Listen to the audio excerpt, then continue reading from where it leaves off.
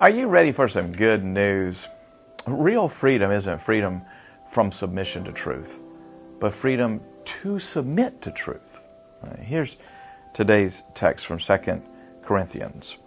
Verse 15. Yes, to this day, whenever Moses is read, a veil lies over their hearts. But when one turns to the Lord, the veil is removed.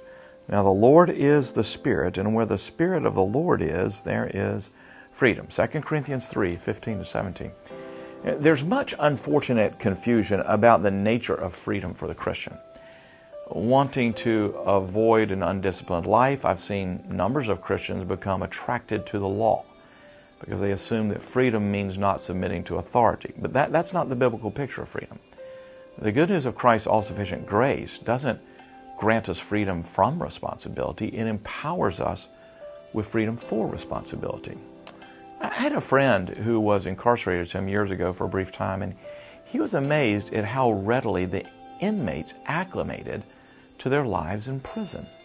Most bizarre was an inmate who was up for parole consideration, and when the inmate learned all that would be required of him once paroled, how he had to check in with his parole officer regularly, how he was forbidden to travel out of the state, and so forth, he decided to stay in jail.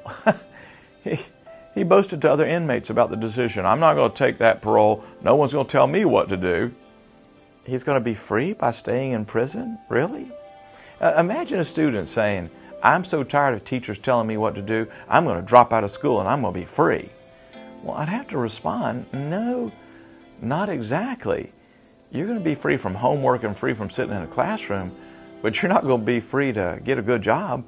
You're not going to be free to go to college. You're not going to be free to prosper.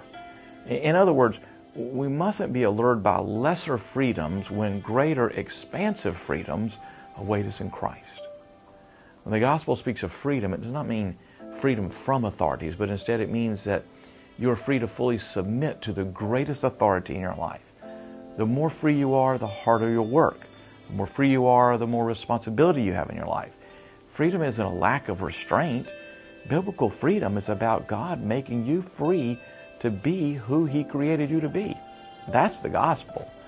Well, that's today's daily devotional, and today's broadcast on this subject is an important one. If you missed it, hope you'll go to sharingthelight.org and get it. It's free.